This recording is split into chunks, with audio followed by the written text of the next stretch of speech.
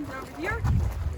So, here is my friend Riffle over here, and she is holding what we call a Schneider Enfield. It is quite a weird name, but I shall explain you why it's called that. Now, Schneider comes from the fact that the person who has made the patent for our breech loading system is named Jacob Schneider. And I will tell you why this patent was so important to military tactic by showing how it is loaded first. So my friend is going to show the breech loading system. To charge it up, you will have yourself a charge already filled with powder in a barrel, and then at the end of it would be a mini explosive. We'll put that into its door over here and shut it. That hammer that you see over there is going to hit the button, and that button is going to hit the explosive at the end of that cartridge that you had over there. And with the hitting of that cartridge, it will result into a big boom that propels whatever charge we have put at the nozzle right over there. But, no, not at the nozzle, at the front of our cartridge. This was to replace our old kind of way of charging this kind of gun over here, which would be called a musket, which would be one that was charged from the nose. This was so impractical compared to the breech loading system, and I will show you why. So compared to the already made cartridge full of powder, we would have that replaced with a little bit of a sachet. It would sort of look like a candy packet that you'd have to rip with your teeth yourself and manually pour it all into this barrel. Maybe half of it can go flying if it's a windy day. That's one of the biggest problems, first of all. Second step would be to push it all through with the ramrod that you see over there. But you'll see my friend had to do it all standing up. It will be horrible if it takes so long, which it did, which was about 30 to 50 seconds. You're gonna be a perfect target during the time that you are loading the whole thing. But you'll have it all charged through, and you can put whatever kind of ball you want to go shoot from the other end. But with those two advantages, not only it took so long to try to manually put everything, but there's so much variable to your fire. Not only you'll have maybe some of the powder fly away at the end, but you are yourself ramming all of the powder in. If you do it the wrong way, it might not even fire at the end, and that will not be good for war. However, with the breech loading system, the reason that it was so revolutionary is that it reduced the time 30-50 seconds to 2/3, so only 10 to 5 seconds to charge the whole thing. So your enemy will not be able to avoid your fire. You can also do it crouched down as well, so you don't have to be in the line of sight of your enemy when he's shooting. And also for the fact as well that there is less variability to your fire. You have already that cartridge that is made. You're not the one yourself preparing the powder itself so then it can get detonated. Of course, sometimes there could be some oopsies here and there, but less so than our musket, which 9 out of 10 would probably not fire. But I have one question when I was looking at this kind of rifle over here. Well, why would we have a ramrod when it was charged from the back side? We don't need that ramrod anymore to put all of the powder. Well, I have a funny story to talk about, which is that the British made a big mistake when this breech loading system was first created. It was not the British who created it first, but the Prussians. They had a rifle that was a Dreister needle, and they would have been the first one to make a breech loading mechanism. But around that time, the British bought a ton of muskets. So the old ones. It's almost like you're gonna be using a Motorola to call an iPhone. It will not work right now. And they're like, oh no, we're old. We need to find some way to try to update our technology. So they made a competition saying who can fix our problem so then we can have a breech loading weapon to our muzzle loading weapons. And then Jacob Schneider, he took a step and he says, I know how to fix your problem. He said that I made not only a mechanism, but a solution to your problem with the muskets. I'll take the old body, I'll scoop the backside to make a hole, and I will put the mechanism at the back. The body is pretty much the same with a musket or a rifle. It would just be the mechanism that would be different. So it's almost a bit like a Frankenstein sort of weapon that we're looking at there. Enfield would have been the body itself. So the muskets would have all been made in Enfield before, but the mechanism itself, the breech loading mechanism, is a Schneider. So the name itself really denotates the Frankenstein state of the rifle that she is holding right over here. Now, that said, we shall see it now into action. I know that these are not historically accurate. This probably would have been wool back in the days, but I wear these to keep my hearing intact. We hear this each and every day. We're gonna get deafened if we hear it too much. You can plug your ears, of course, too, if you are sensitive to sound, but you're gonna be fine. She's gonna shoot 3 times. Now, I want you to do 3 things during the time that she is shooting, or I should say 2. So first of all, count the number of seconds between each of the charging. You'll take less than 10 seconds in between. And also, smell a bit of the air when she is shooting. You'll see it's a funny smell. I'll explain you why later on, but it'll be our mystery. Nevertheless, I wish you good luck. We're gonna have fun.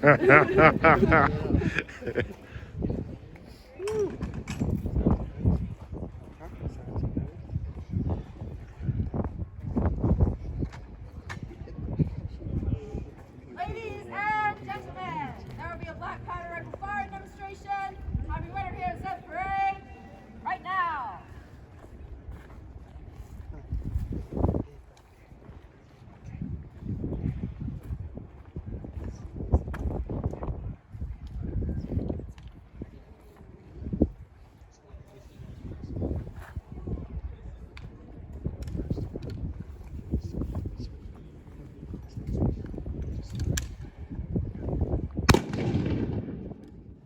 Everyone's jumping at the same time. It's so funny to see.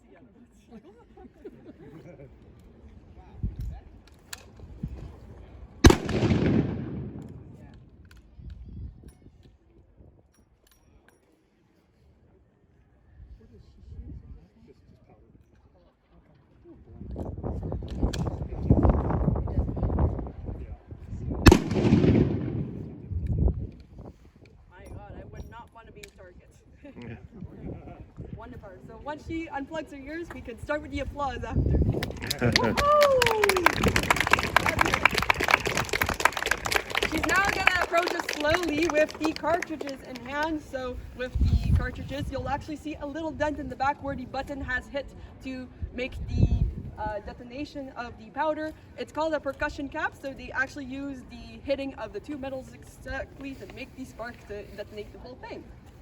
She's gonna do the round over there. It's about the size, the diameter of my thumb. These days, it's about the quarter of that size. So it will put a substantial hole, maybe the size of half my fist if you were to be shot by one of those.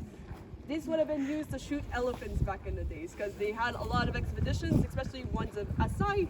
So that said, they would have been very useful for such expeditions. And you'll also see the other side is blackened by the detonated powder too. If you do approach too, you'll see that it smells really bad. It smells like rotten eggs. Now, that is for the fact that the powder itself contains sulfur, so that is the main component of the black powder that is used for the detonation, but also, unfortunately, the main component for rotten eggs as well. But it doesn't mean that our powder is rotten or anything. It is completely fresh. It's just to make the explosion. And another thing I would like to denotate is her color of the doublet. So why did we choose red for the British Army? If you were seeing the firing over there, you saw that a lot of smoke would have bellowed out of the firing. And if you had 1 million of those rifles being shot all at once, especially with these kinds of powder charged weapons, you will not be able to see your friends onto the battlefield. So that red over there was chosen so then you can be much more visible. You will not shoot your friend at the end, but also because it was cheap. If you have 1 million different kinds of soldiers, you do not want to spend it on expensive dye. This would have been the most visible dye, but also the most cheapest that was visible. So they would be using that red so that they could be seen onto the battlefield at a fraction of the cost. But nevertheless, any questions so far? You can also ask it to my friend over here. We love her questions. Yeah. Back in the days, they would have not wanted to have any female soldiers into the army. We don't keep it completely historic, but it also is a great fact to show that we are able to do the job great, just as the men, maybe even better sometimes. But nevertheless, it's a great part of our interpretation because of that fact. And, oh yes. Is the kilt Mackenzie tartan? Exactamundi. So, our 70 Highlanders, they would have been established by a person named Francis Humberton Mackenzie. So, because of the fact that they would have been established with a person with the last name Mackenzie, they would wear that onto their tartan. You also see other parts of their suits, such as the motto Kurikanri, and also the stag heads is other representatives of the clan itself. But very, very good eye. Very fabulous. Yes. Would they reload the shells the same way? Yes, they're very eco-friendly. So it's almost, let me put you an analogy. It's almost like a pencil sharpener. So only a little bit of the metal would be scratched every time that they would be firing. So once you get to a very small point, almost like you get at the end of your eraser after you have sharpened your pencil too much, they'll throw it away, but they'll reload it with powder through and through. So then they can reuse it. Not out of just eco-friendliness, but also just for keeping the resources intact. Metal is expensive. We're chilling, we're good. But nevertheless, you did that. Thank you so much.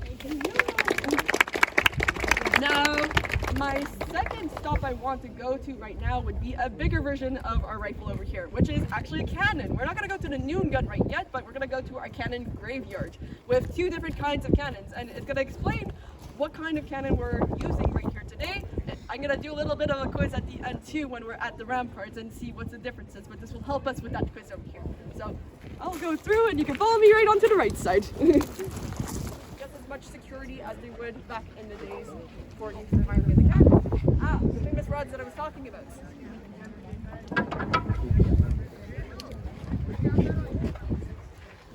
You can see that is the wick that we are putting right over here. Oh, and I forgot to mention one thing too. They would have also had a needle. So before they actually put the wick on, at the back side, they'll actually pierce a hole into the bag with that needle to have an access to the powder in the first place. And he's going to survey the in front just to make sure that there's nobody in front that could be potentially at danger in the security zone. And now that we know all the steps, we'll already know. It's almost like looking at a football game, actually knowing the rules of what football is. It's great. Yes. Nobody in that stroller. No, I asked the same kind of question too. I was like, oh.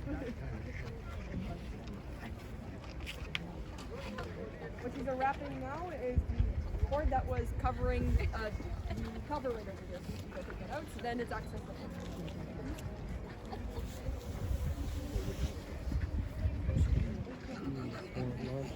He's checking the inside right now. No kittens, you're good. Now you can put the suspicious packet in, which is our powder bag. That is the bucket right in the back of that cannon. Would these be Royal Navy soldiers? So they would not be part of the Navy, they'd be part of an artillery, but that said, they are royal. And one of the ways we're able to tell that is from the color of their costume. So they wear that Royal Navy blue to denote that they're from a royal regiment. In fact, one of the fun facts are 70 Islanders. They're not part of a royal regiment, but if they were, the end of their collar and also the ends of their sleeves, instead of the white cream color that I'm wearing there, that would be of that same navy blue color. But a lot of the 70 Highlanders, they would have hailed from Scotland. They were an ancient Scottish regiment. However, because of the fact that the 3rd Brigade Royal Artillery, they would have been a royal regiment, they most likely would have been part of Britain. Or I should say, England, I should say more. So, yes. So that was a very good question. You can also see the... Yes, indeed. And if you do go closer to the cannon at the end of our firing, you'll actually see that there is some weird lettering onto the top of it. It's talking about Queen over there. Now you can see two different kinds of letterings on the numerous different kinds of cannons we have over here. So we have BR and GR. So that would stand for George Regis and Victoria Regina. So that would be what we call an ensign. So you would see what kind of ring it was ringing during the time of the creation of that cannon. A lot of our rifle bores would be with the BR because there are the later models, so that was during the earlier times of the Queen Victoria's reign, but most of our cannons would have been during the time of George III's reign, so that's why they have GR on it. Oh, you're finding the package. After the sack is put in, he's going to put that round up, and then he would have the powder at the end of the cannon.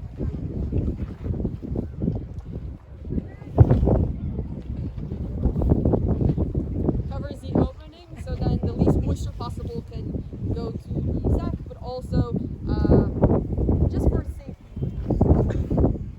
If you have a bee in there, he's not going to have a good time. Yeah, that is the end of that one.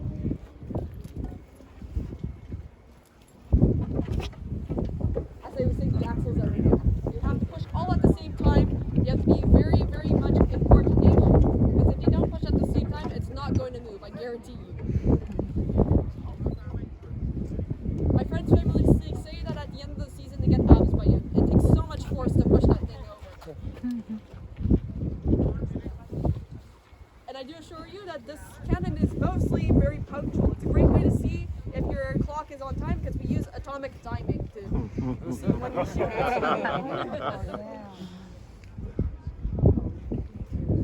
Oh yes. Oh, let's see. Oh yeah, this is now about 2 minutes from our firing. If you want to plug your ears, I'll let you know in 30 seconds. Don't worry, I won't let you down. I get surprised too, so I like to look at my watch too. My historically inaccurate watch. The suspense is killing me, it's great.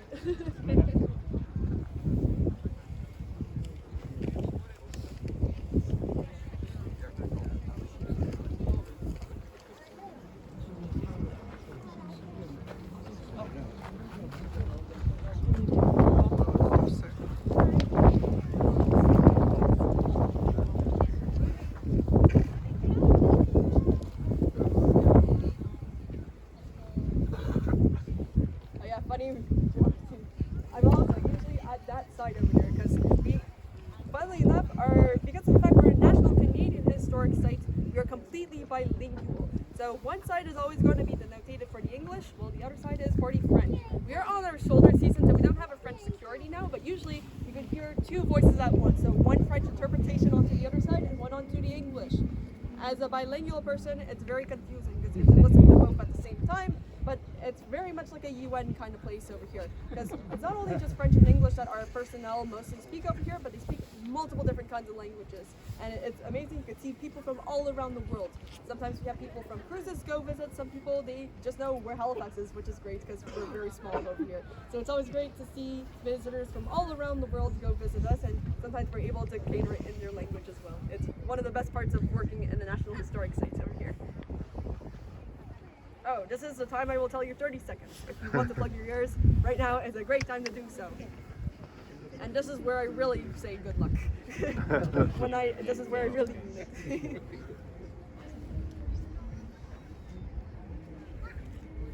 She's already getting the wick prepared. She's trying to blow into it, so then more oxygen will make it into fire.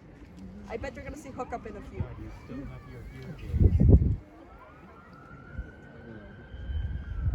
The sirens add ambience to it too. It's like, oh, we're prepared. We do have a hospital right next to it, so if anything goes wrong, we're pretty much close to it. We quite literally are at the middle of the city. Sometimes we see the hospital helicopters go across the Citadel over here, because we're pretty much onto each of its hospitals right over there. My university's onto that side. The main port is right here, and then the north side to get onto Bedford is on the east. It's a great way to orient yourself. If they're firing during battle, they'd have to have a swab as well, right? Swab. Yes. So they will have, it's almost like, okay. Woohoo! That was good. So, that's a great question. We'll have to indeed have a swab because if you're expecting to shoot the cannon multiple times, the embers within it could still be on fire and it could still pose a security threat. They would have to wash the core of the gun before they shoot another one. So that would be the swab that we would be talking about, which is almost like a giant sponge onto a stick that you would check. But since we only shoot it one time, it's 24 hours that it will be expunged before the next fire, so it's enough time for the embers to calm down before then. A security zone will be established for another 1 minute, but other than that, that big boom has also announced the end of my tour. But it was great to have you all over here.